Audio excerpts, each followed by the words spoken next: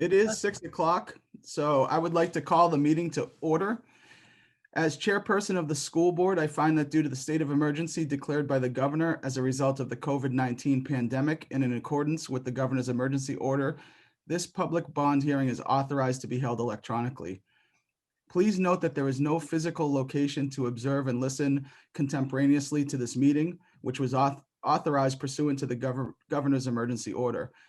However, in accordance with the emergency order, I am confirming that we are utilizing Zoom for this electronic hearing. All members of the board have the ability to communicate contemporaneously during this hearing through this platform, and the public has access to contemporaneously participate by clicking on the following website address: www.lin-wood.org/meetings, or by calling 646-876-9923. We previously gave notice to the public of the necessary information for accessing this meeting, including how to access the meeting using Zoom. Instructions have also been provided on the website www.lin-wood.org. If anybody has a problem accessing the meeting, please email sholt@lin-wood.org or call 603-745-2051, extension 210. There are a few courtesies to help the hearing run smoothly. Each participant will treat every other participant respectfully. If possible, please have your video on. Please remain muted during the full presentation. The public and panelists not involved in the direct presentation will be invited to participate prior to the close of the hearing. Public attendees and panelists can participate in two ways. Utilize the raise the hand function, and you will be brought into the meeting to speak. A maximum of 3 minutes will be allotted to each speaker. And second, ask questions via the chat function, which will be monitored throughout the hearing. First thing I'd like to do is roll call attendance. Brian Angelone.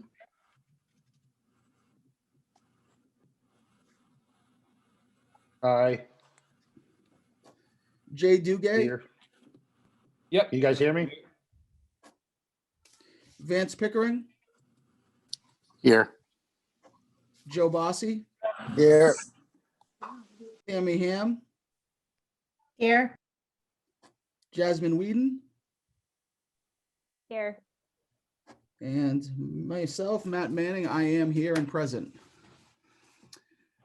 I guess I'll start with just a kind of a broad brush history of how we got here. So this bond hearing is the culmination of 5 years of due diligence, including an advisory committee that explored wood furnaces, dual fuel furnace systems, one plant for both facilities. And also at one time we had looked with Johnson Controls at a complete energy efficiency envelope package, but there wasn't going to be enough savings because we had already done some light improvements. And the reason that we're focusing on the elementary school is because it has, even though it's a younger system than what's at the high school, the elementary school is all original, where the high school has had some upgrades to the boilers and the burners, as well as the whole system. The controls were redone about 7 years ago. And at this time, I'd like to introduce Wayne Fillion, who's the engineer of the system from Yeaton Associates, to just give an overview of the functions of the system and how we got here. Certainly. Well, Thank you, Wayne. Thank you, Matt.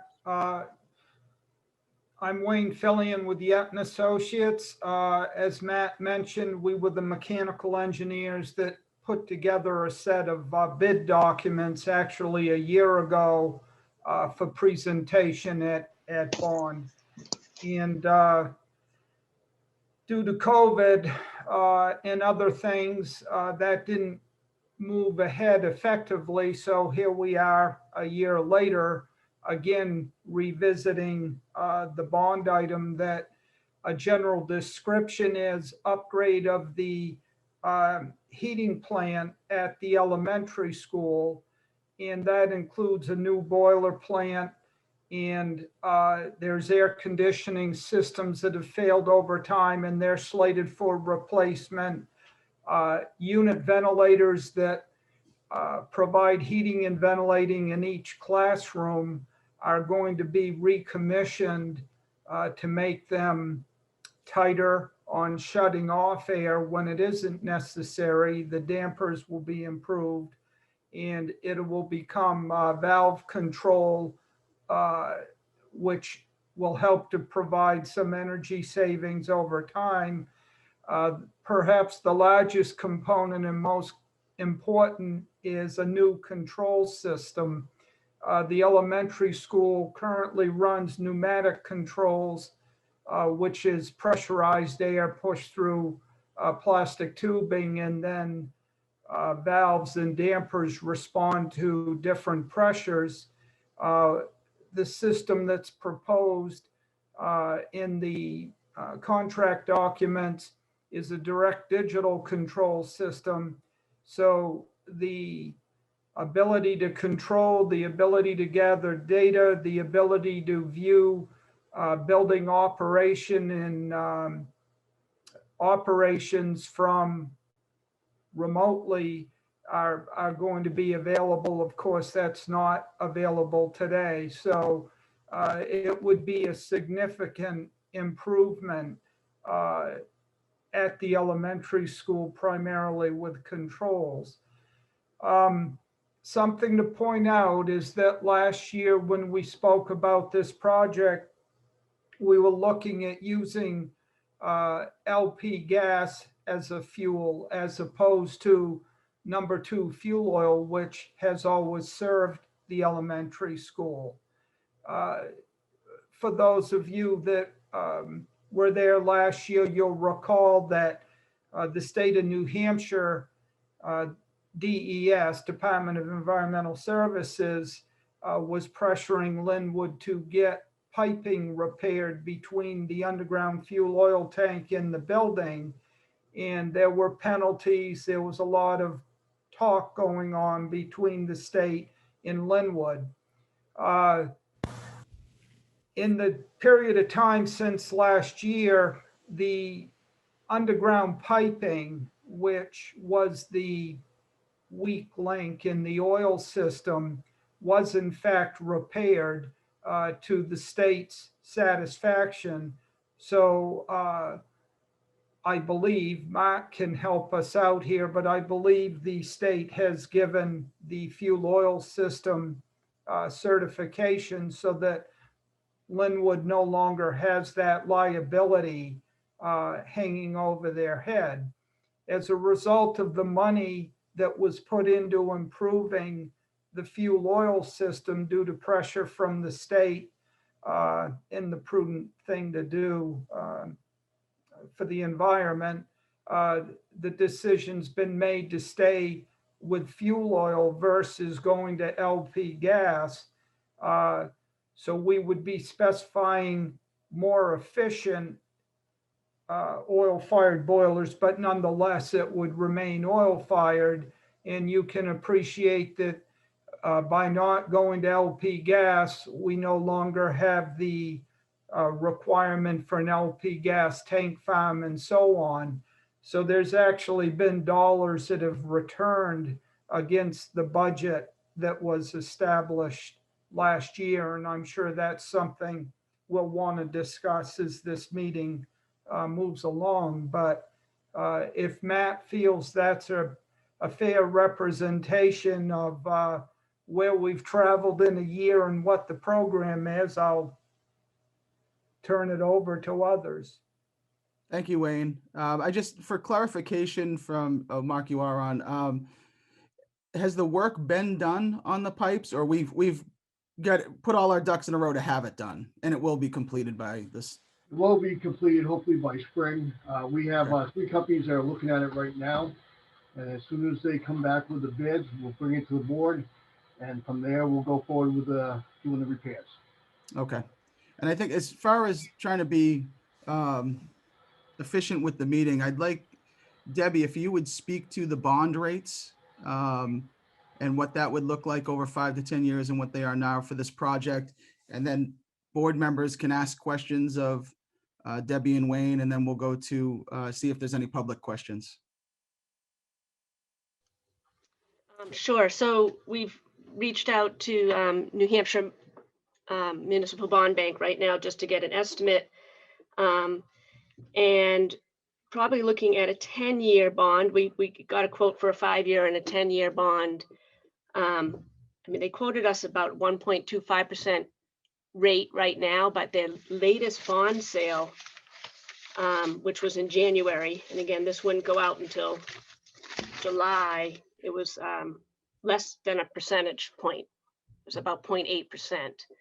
But anyway, with the numbers that they gave us, just so we can use for projections, the tax impact for each town, if we did it, we bonded over 10 years. For Lincoln, it would be 5 cents per thousand of property valuation, and Woodstock would be 10 cents per thousand for property valuation.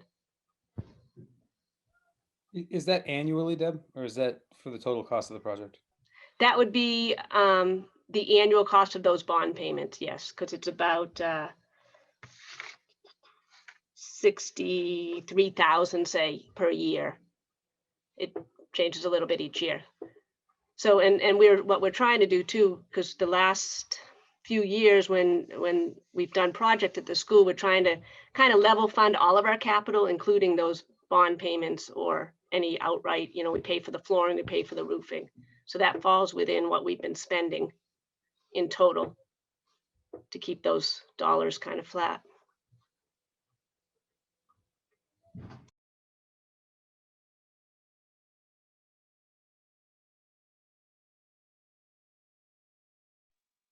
Any other board members with questions for Deb or Wayne?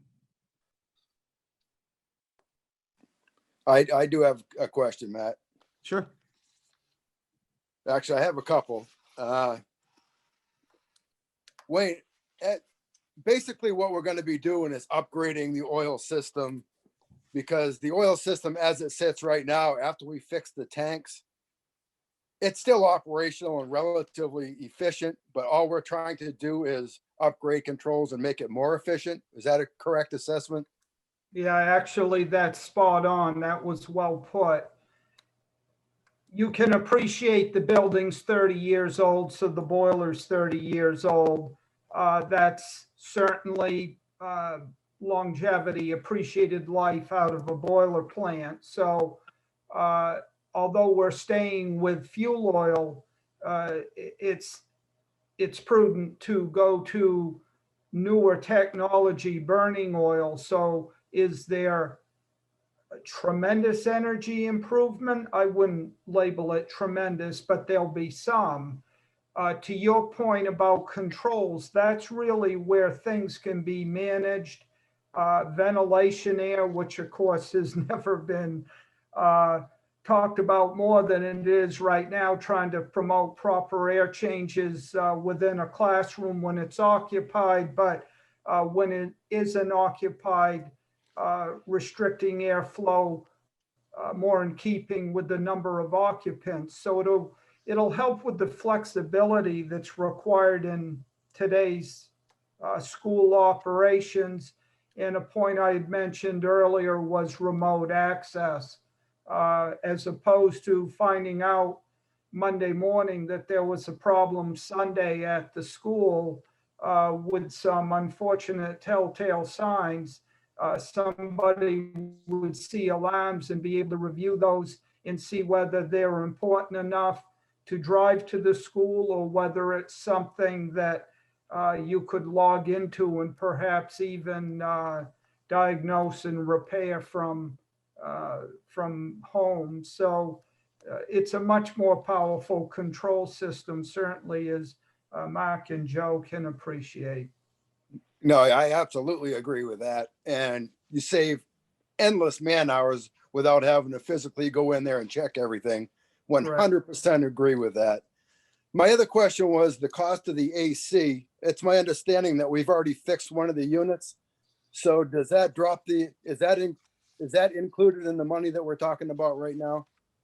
last year when we talked AC, a number of 20,000 had been presented as the value. And so if you've done repairs, certainly that's going to drop some. But if we're talking 20,000 or even a bit more, given a year later, that's not a tremendous amount of money. So even with the repair, I don't know if it's as simple as taking a third off from that. We'll have to look at what the repair was. Also, the refrigerants used in the three systems that we're talking about are R22. Although that's still legal and you can get replacement product, eventually that'll be phased out. So where you're appropriating funds to do an upgrade, in my opinion, this would be the right time to move to a refrigerant that won't be challenged as we move forward. Yes, I would have to ask Mark because I don't know if we upgraded because they fixed one of the systems at the elementary school. So I'm assuming that we did the upgrade to that system, but I'm not sure. I'd have to ask Mark that. But thank you very much, Wayne. I appreciate it. We haven't talked in a while. I appreciate your time. And that's it for me. To answer your question, Joe, the upgrade was basically a Band-Aid, and we were able to get the system back operating. It was an electrical problem. But that's all that was done to get that system up and operating. The other system, the pipes are, I don't want to say rotten, but there's holes all through the pipes through the system. So it won't hold any charge. Oh yeah, if we're gonna do it, we might as well upgrade everything. I was speaking specifically of the music room. That was Band-Aided back together. Is that what you're talking about? Yes, that was Band-Aided. Okay, thanks, man. Yep.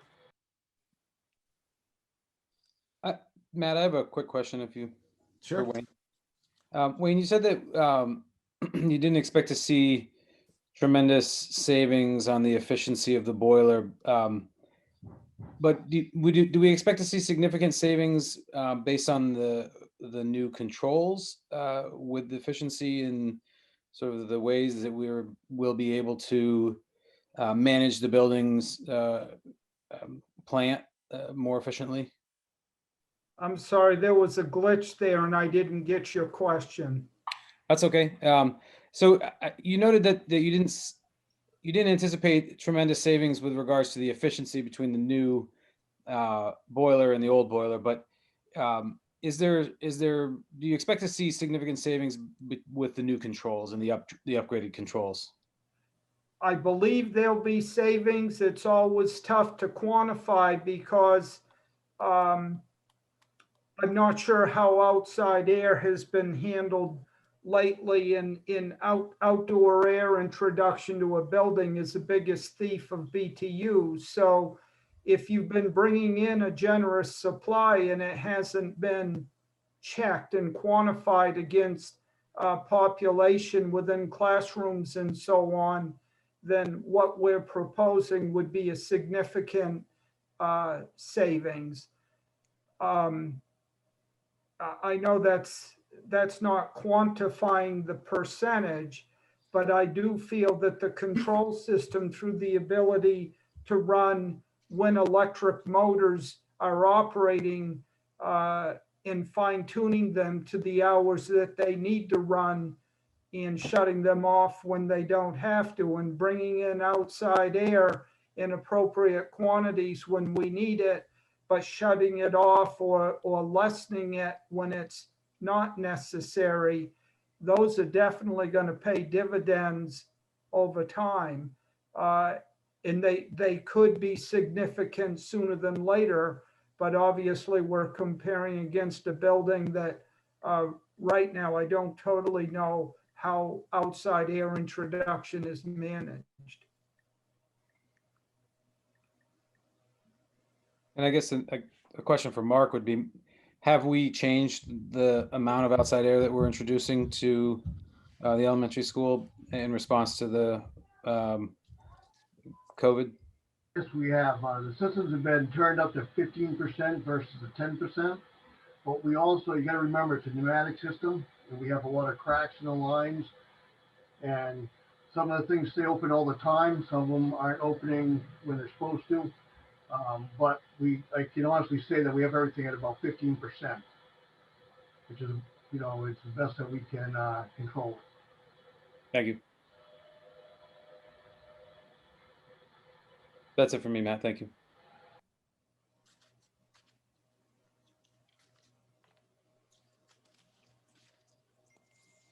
You're muted, Matt. Thanks. At this time, if there's no other questions from school board members, then I think we could open it up to public questions or comments. I don't know if there's any doesn't seem to be any in the chat room. And I don't see any. John, John Hamm?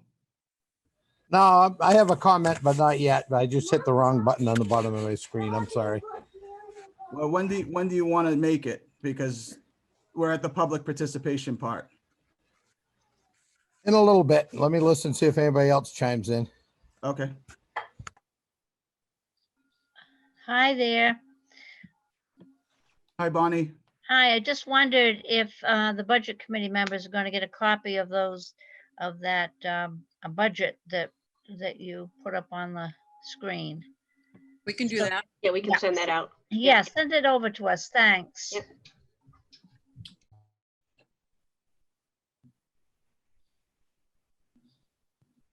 Hi, Matt. I got a question for Wayne. Yep. Hi, Wayne. This is Mike Donahue.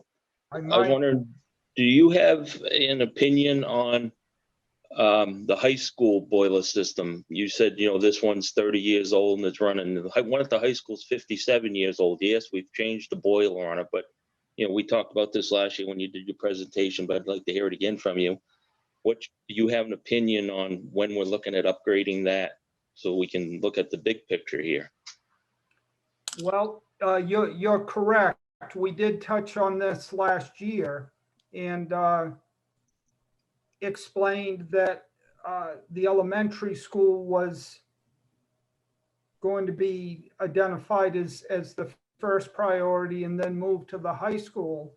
With respect to your question, those cast iron boilers at the high school are very old. Cast iron boilers live forever, and your high school is pretty good proof of that. However, you did a burner upgrade there, so I guess the best steps that could be taken to make sure that runs as well as possible, the plant that is have been taken. As far as timing, I'd have to leave that up to Judy and others to talk to. I'll just make a brief comment on that, if possible. Matt? Can you guys hear me? Yeah. Okay. As Wayne was just saying, and as Mike made clear, that the original boiler is, excuse me, from 1963. But calling it 1963 is kind of not doing it very good justice. The controls that run it are only 7 years old. So the controls, when we're looking at, if we're trying to compare apples to oranges and say, is it going to cost the same amount to do this project down the road? That's not quite the case. We're doing like kind of a full revamp into the elementary, whereas enough stuff has been done on the high school side that would significantly drop that number due to the fact that their control systems are upgraded. They were put in 2013. The actual burners are only 19 years old, so they're nowhere near this 1963 number. And I just want to be clear on that number is just for the cast iron that Wayne is speaking of. The controls and the mechanics of it are more modern than what we're looking at in the elementary school. Right.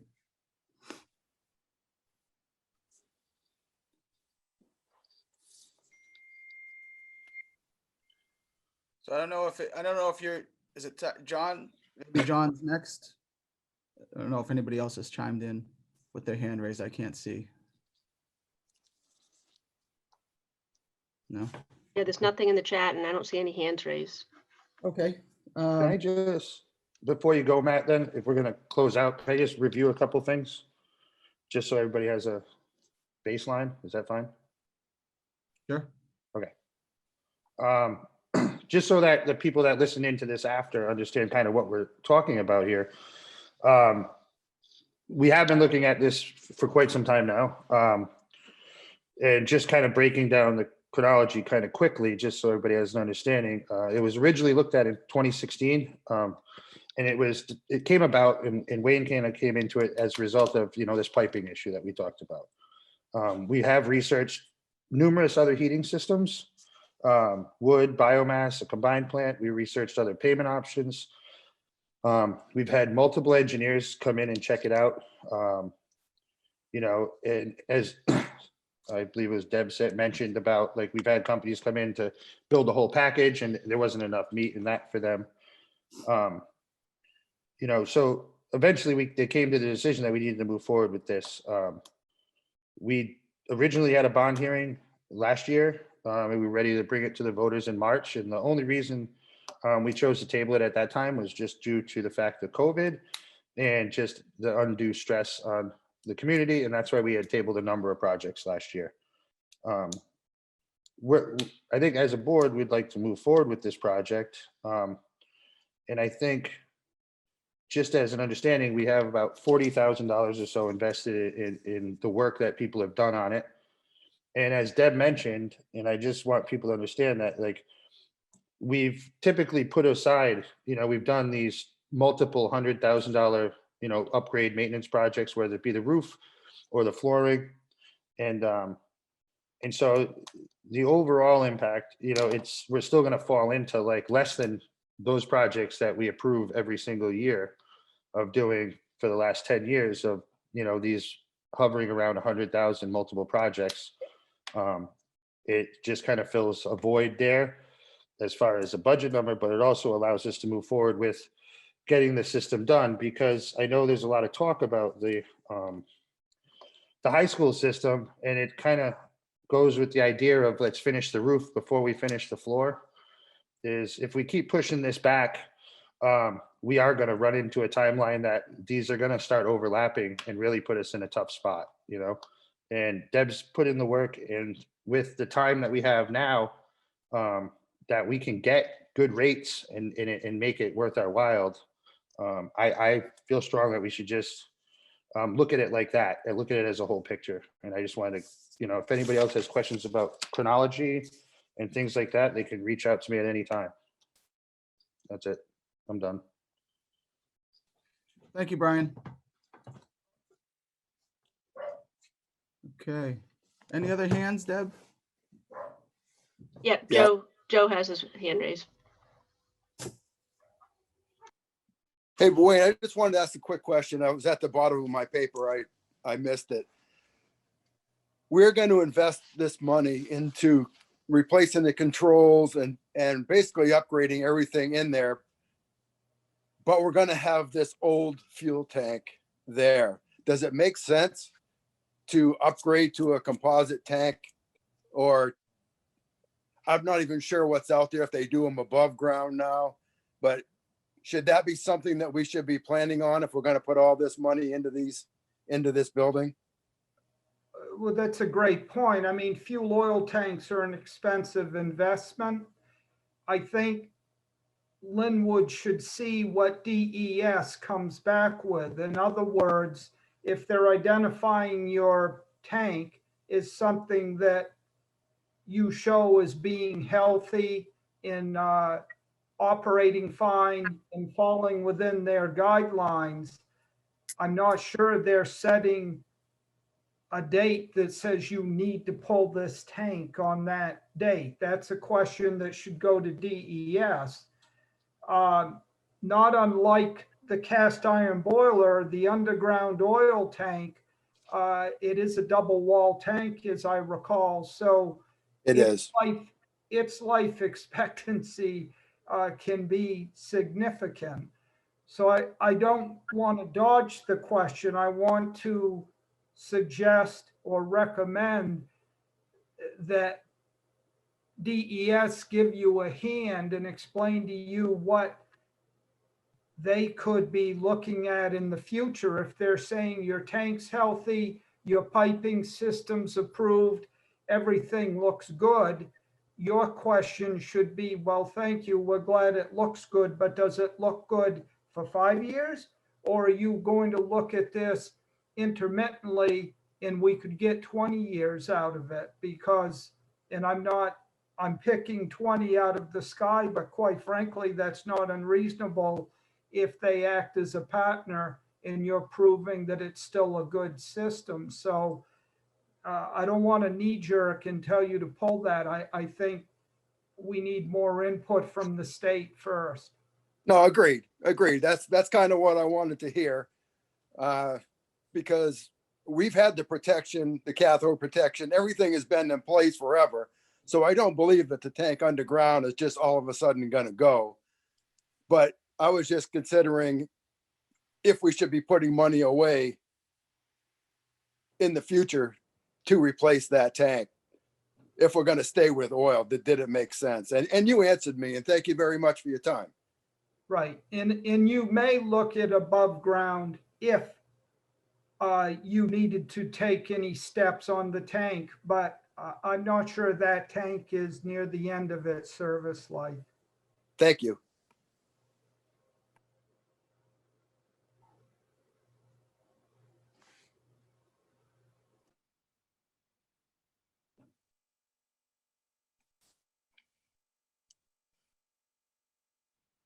Well, seeing that there's no other question, is there anything else, Deb?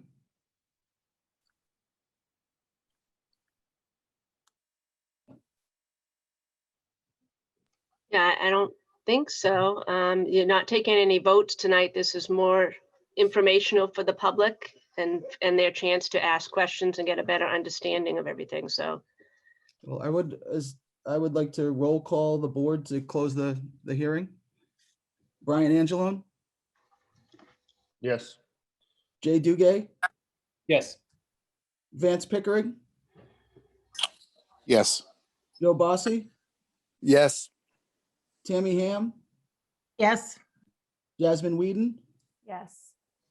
and I am also a yes, and the meeting or the hearing is adjourned. Thank you guys for your time. Thank you, Wayne, for your time. Thank you, Wayne. Thank you. Thank you, Have a good Wayne. night, have a good night, everybody. Take care. night.